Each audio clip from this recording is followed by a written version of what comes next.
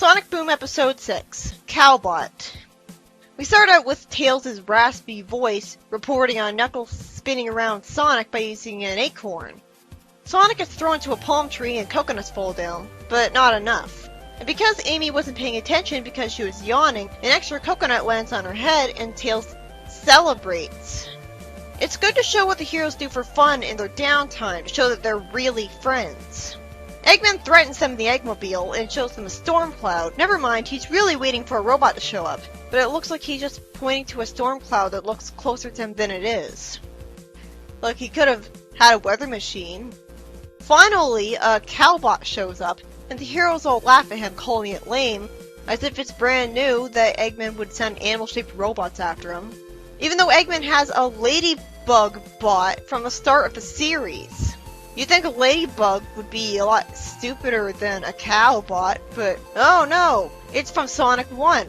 It's confusing, because actually cows are pretty dangerous. They can actually kill you in real life. Cows are way more dangerous than ladybugs. Then Eggman reveals that he has a spoon bot too. He wouldn't have done that!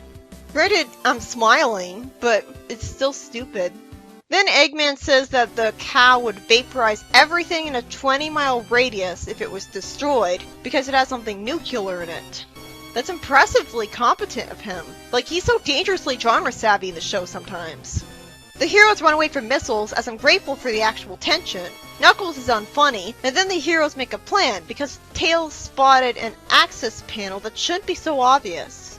The heroes try to push over the robot while Sonic runs away, so the cow tips over. It wouldn't be that easy for a real cow, would it? Tails tries to do his thing just for the cow's eyes to turn red, and instead of attacking them, it flies away. Tails says that since he reversed its programming, it's gonna go after Eggman. Sonic's happy about that, thinking it's funny, but somehow Amy and Knuckles, the heroes of the world and freedom fighters, say that's awful.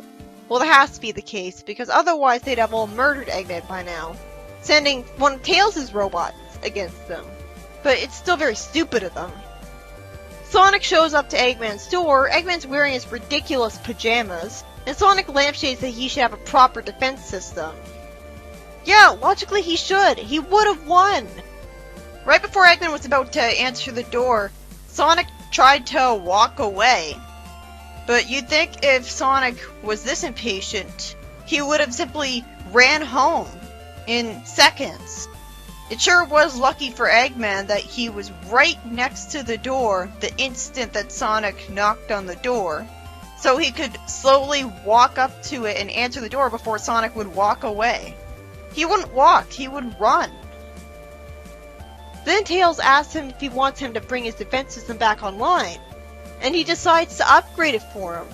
Eggman lampshades how lucky he is that Tails would even help him and thus betray the world. Can you imagine a government or military finding out what the heroes are doing for Eggman right now? I love seeing them work together, in theory at least, because it's boring as shit to see right now. But in theory, it's always refreshing for me to see. Sure, it happens a lot, but it's part of the show's identity. It's part of its originality to have this happen so often. Eggman sends things into the sky to create a force field around his base, which he doesn't always do. For some reason. What incentive does he have to lower the force field and let the heroes escape his base? Sonic then makes a plan instead of Tails doing it. Dramatic music plays twice after Tails also tries to say something badass, and both failed. It turns out that the Cowbot's taking forever to get to them, so they decide to wait inside eating cookies. And it turns out the cookies and milk inexplicably have garlic in it, and Eggman was too stupid to just poison the heroes with his food. And we see that Eggman's complaining on his couch that a woman went to a dangerous place like an idiot. Why would Eggman make any of his robots this slow, cow or not? They knock down some coconuts and they eat roasted marshmallows at a campfire night. Eggman reveals that he can't do this with Orbot and Cubot because they can't actually eat them. Even though Cubot mentioned, gee, I hope we didn't eat a heavy meal yesterday in the previous episode. Sadie M had Uncle Chuck able to eat chili dogs just fine, so I think Eggman could change that. Because Sonic and Tails' gloves, not hands Sonic, are sticky from the marshmallows, they get an idea. So Eggman fires Sonic up to the Cowbot and has him send marshmallow juice into it. It wouldn't be that easy to pour something into its hole. Then Eggman reveals that his entire master plan was that he tricked them into upgrading a security system, which justifies why the Cowbot was so slow and easily hackable. So because he couldn't resist bragging about it, Sonic uses the marshmallow juice to ruin Eggman's security system by pouring it in places he shouldn't so easily be able to access. At least Eggman acknowledges that he was an idiot. But you'd think that he would know how to replicate the results that he saw. You'd think that a force field generator would be obvious for his base, and that he would have one since the pilot. I liked this episode, I guess. The heroes reprogram a Cowbot to go after Eggman's base, but because they're idiots, they decide to save Eggman from it by upgrading security system, which would obviously backfire on them later, so we could have easily had Sonic destroy it without Eggman's bragging, giving him a reason to, making his whole plan pointless, and making Eggman look like an unbelievable idiot. It was impressively competent of Eggman to make his robot something that would destroy a huge area around him if it got defeated because of a nuclear bomb in it, or whatever. So he basically forced Tails to hack it. Logically, why doesn't he put a nuclear bomb in every robot he makes? Well, I guess it was all just a bluff. He didn't actually plan on it blowing up, because if it did, he would get caught in the blast too. And him hacking it so easily was justified because Eggman wanted him to do it, so he intentionally had it be too easy to access the CPU. And since the heroes had some roasted marshmallows because it took too long for the Cowbot to catch up with them, Sonic uses them as a check of his gun to save the day. There's no way they wouldn't have washed their gloves of the marshmallow gunk in all that time though. The fact that the Cowbot was taking forever to get to them, and they were waiting around bored, felt like a great symbolic representation of the show. It's too cheap to animate action for most of the episode, or even half of it. So instead, it shoves it aside and doesn't put nearly enough emphasis on it. That's why the comics are better, because they don't have too little budget for action. It's a lot less expensive to have a series of still images, so they can put whatever they want in that. Why the hell is there an action-packed intro for the show with music trying to be badass when it's just a comedy then? It gets you pumped, and then most of the show is boring. It's misaimed, clueless marketing right from the start. The makers of the intro knew Sonic better than the writers did. It's like they knew that they couldn't possibly make a good intro for a comedy show involving Sonic characters. What could they possibly do?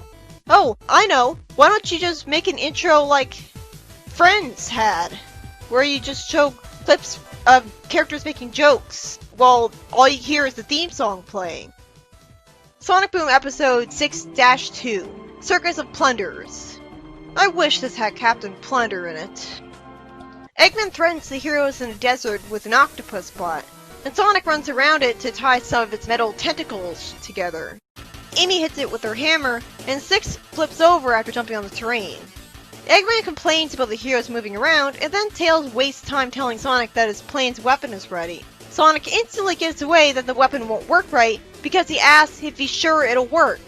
So a bunch of boulders get sent at the heroes, and one of them knocks over Knuckles after he bolts like an actual action hero would. Sonic then pulls out the wires of the robot because he accessed them way too easily, when you'd think the metal would be too hard.